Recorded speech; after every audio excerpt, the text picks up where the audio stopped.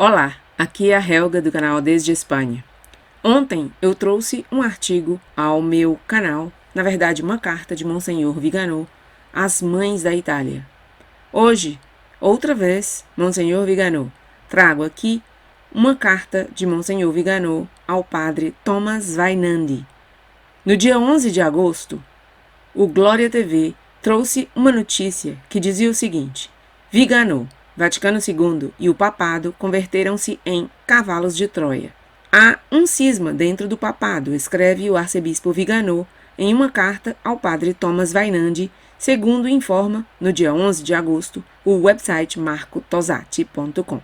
Explica isso com o fato de que Francisco é o líder de um segmento cismático da Igreja, baseado em um cisma no interior do magistério que ocorreu no Vaticano II.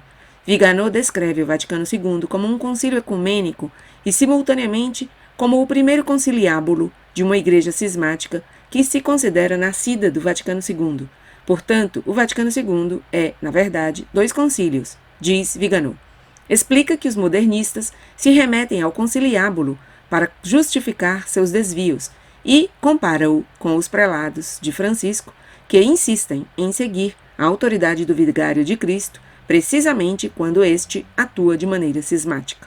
Viganò assinala que desde João 23, os papas permitiram coisas que eram ambiguamente contrárias à doutrina católica, porque esta contrariedade correspondia às suas próprias convicções. Ele adverte que o Concílio Vaticano II e o papado são utilizados para introduzir um cavalo de Troia na Igreja, com a finalidade de dissuadir qualquer forma de discordância legítima.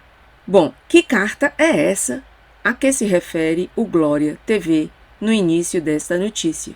Uma carta que Monsenhor Viganò teria escrito ao padre Thomas Vainandi.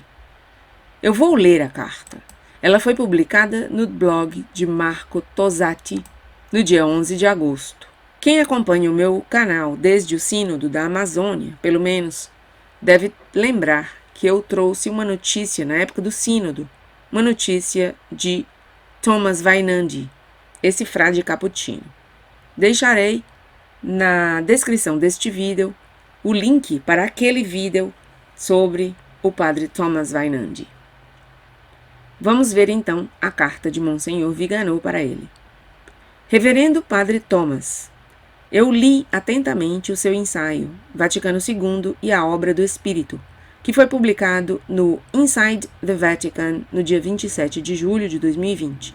Parece-me que seus pensamentos podem resumir-se nestes 2 enunciados. 1. Simpatizo com muitas das preocupações aí expressas e reconheço algumas das questões teológicas e problemas doutrinais que enumerou. 2. Entretanto, eu me encontro incômodo com a conclusão de que o Vaticano II é de alguma forma a fonte direta e a causa do lamentável estado atual da Igreja. Permita-me, reverendo padre, responder-lhe, utilizando como autorictas um dos seus interessantes escritos intitulado O Papa Francisco e o Cisma, que foi publicado no The Catholic Thing no dia 8 de outubro de 2019. Suas observações permitem-me ressaltar uma analogia que eu espero possa contribuir a esclarecer o meu pensamento e a demonstrar aos nossos leitores que certas aparentes diferenças podem resolver-se graças a uma benéfica disputatio, cuja finalidade primordial é a glória de Deus, a honra da Igreja e a salvação das almas. No seu ensaio, O Papa Francisco e o Cisma, você observa muito oportunamente e com a agudeza que distingue suas intervenções que há um tipo de dissociação entre a pessoa do Papa e Jorge Mário Bergoglio, uma dicotomia na qual o Vigário de Cristo cala e deixa que as coisas aconteçam, ao mesmo tempo em que o argentino exuberante, que hoje vive em Santa Marta, fala e age. Referindo-se à gravíssima situação da Igreja na Alemanha, você escreve. Então agora, as palavras que eu lerei serão palavras de Thomas Vainandi citadas pelo arcebispo Viganò. Abre aspas. Primeiro, muitos dentro da hierarquia alemã sabem que, se tornassem cismáticos, perderiam sua voz e identidade católicas. Isso eles não podem permitir-se.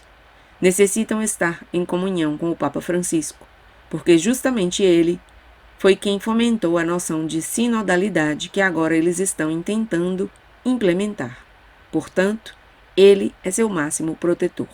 Em segundo lugar, embora seja verdade que o Papa Francisco pode evitar que façam algo notoriamente contrário aos ensinamentos da Igreja, também lhes permitirá fazer coisas que são ambiguamente contrárias, já que um ensinamento e uma prática pastorais tão ambíguas estariam em consonância com as de Francisco.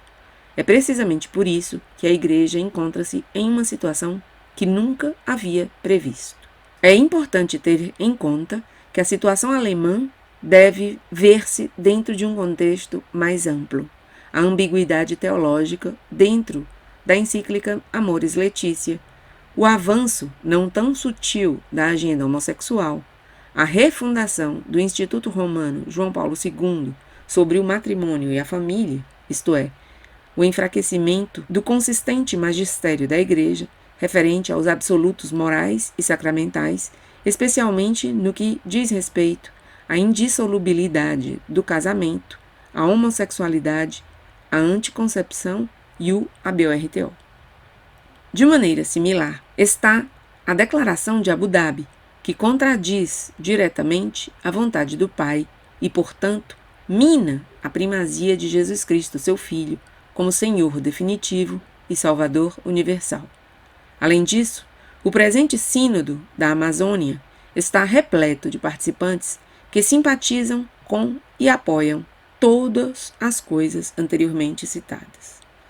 Assim, há que ter em conta os numerosos e teologicamente questionáveis cardeais, bispos, sacerdotes e teólogos a quem Francisco apoia e promove para cargos de alto nível eclesiástico.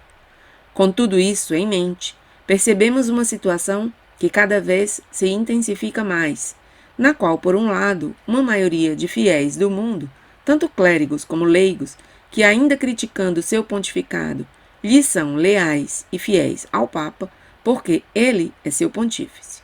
E por outro lado, temos uma grande quantidade de fiéis do mundo, formado por clérigos e leigos, que apoiam com entusiasmo Francisco, precisamente porque ele permite e promove seu ambíguo ensinamento e sua prática eclesiástica.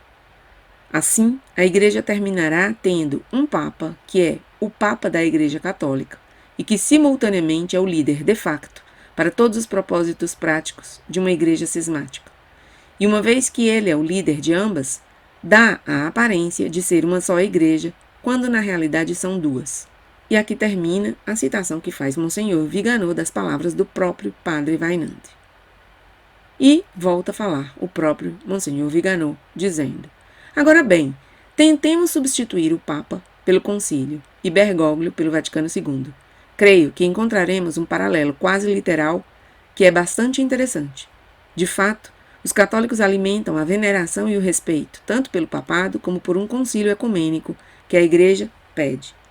Por um lado, ao vigário de Cristo, e por outro lado, ao ato do magistério em que a voz de Nosso Senhor fala através do Romano Pontífice e através dos bispos unidos a ele. Se pensamos em São Pio V e no Concílio de Trento, ou em Pio IX e o Concílio Vaticano I, não será difícil ver a perfeita correspondência entre estes papas e o papado, e entre estes concílios e o infalível magistério da Igreja.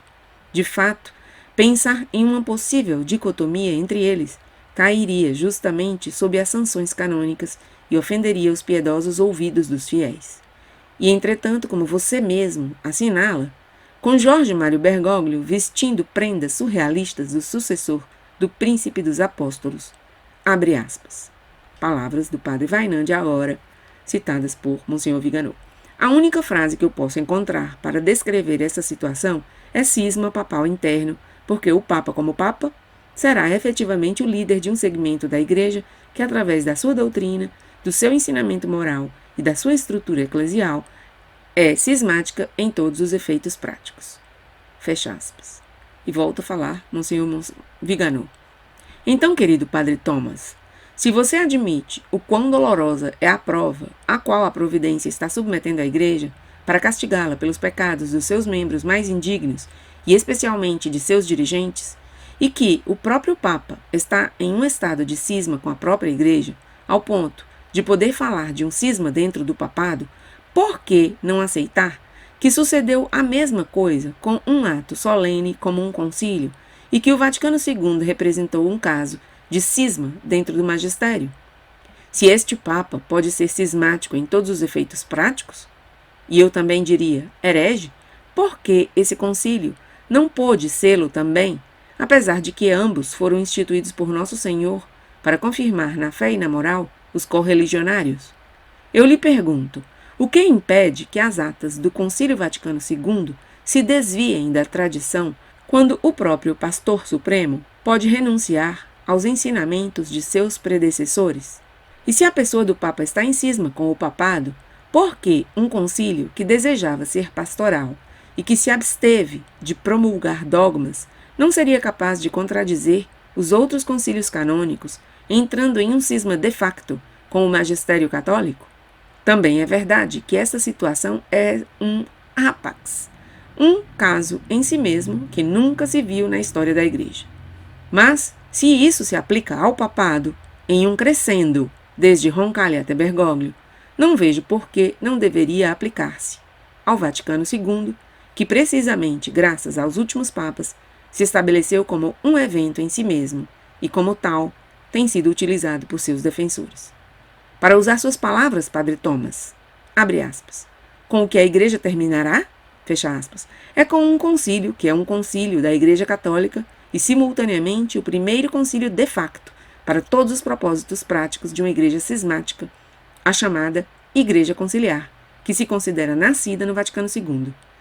Uma vez que o Vaticano II é tanto um concílio ecumênico e um conciliábulo, conserva a aparência de ser um só concílio, quando em realidade são dois. E eu acrescentaria que um concílio que era legítimo e ortodoxo foi abortado desde o nascimento, através da subversão dos esquemas preparatórios. E o outro foi um concílio ilegítimo e herético, ou ao menos favens heresim, e que é ao que se referem todos os inovadores, incluído Bergoglio, com a finalidade de legitimar seus desvios doutrinais, morais e litúrgicos. Exatamente como sustentam muitos cardeais, bispos, sacerdotes e teólogos, teologicamente questionáveis, a quem Francisco apoia e promove para altos cargos eclesiásticos. A autoridade do Vigário de Cristo deve ser reconhecida nos atos de governo e magistério realizados por Jorge Mário, precisamente no momento em que, com estes atos, demonstra-se que é cismático em todos os efeitos práticos. E embora seja verdade que o Papa Francisco pode evitar que façam algo indignamente contrário ao ensinamento da Igreja, ele lhes permitirá fazer coisas que são ambiguamente contrárias, porque um ensinamento e uma prática pastoral tão ambíguos estariam de acordo com os de Francisco. É igualmente certo, continua Monsenhor Viganò, parafraseando suas palavras, que, se bem que João 23 e Paulo VI puderam ter impedido que os modernistas fizessem algo escandalosamente contrário aos ensinamentos da Igreja, foram eles os que lhes permitiram fazer coisas que são ambiguamente contrárias, porque esses ensinamentos e essa prática pastoral ambígua estava de acordo com a de Roncalli e de Montini. Então parece-me, reverendo padre, que você pode encontrar a confirmação do que eu disse no meu ensaio com relação à origem da disputatio sul concilio, isto é, aqui o concílio contenedor se utilizou para dar uma aparente autoridade a um fato deliberadamente subversivo que, como hoje, diante de nossos olhos, o Vigário de Cristo utiliza para dar aparente autoridade a uma operação deliberadamente subversiva. Em ambos casos, o sentido inato de respeito à Igreja de Cristo, por parte dos fiéis e do clero, foi utilizado como um estratagema infernal, um cavalo de Troia, introduzido na cidadela sagrada, para dissuadir qualquer forma de dissidência, qualquer crítica e qualquer queixa legítima. É doloroso observar que essa constatação, longe de reabilitar o Concílio Vaticano II, o que faz é confirmar uma profunda crise de toda a instituição eclesiástica, levada a cabo por renegados que têm abusado da sua autoridade contra a própria autoridade, com A maiúsculo, no caso, autoridade do Papa, não? Abusado do poder papal contra o próprio papado e abusado da própria autoridade dos padres conciliares contra a própria igreja. Uma traição tortuosa e covarde operou desde dentro da igreja, como já o havia predito e condenado São Pio X na encíclica Pascendi, assinalando os modernistas como os inimigos mais daninhos da igreja. Não esqueçamos que Dante coloca os fraudulentos no 9º círculo do inferno. Reverendo e querido Padre Thomas, receba minha bênção. Assinado, Carlo Maria Viganò, arcebispo. Bom, então aqui o que vemos? Que o Padre Thomas Vainandi concorda com que são preocupantes algumas questões teológicas e problemas doutrinais levantados por Monsenhor Viganò, mas, por outro lado, ele sente-se incomodado com a conclusão de que o Vaticano II é, de alguma maneira, a fonte direta e a causa do lamentável estado atual da Igreja. Em resumo, é isso. E Monsenhor Viganò tenta mostrar ao Padre Vainandi que o escrito que ele tinha publicado em outubro de 2019, intitulado O Papa Francisco e o Cisma, serve bem para, analogicamente, dizer que não só o Papa é cismático, como também o Concílio Vaticano II é um concílio cismático.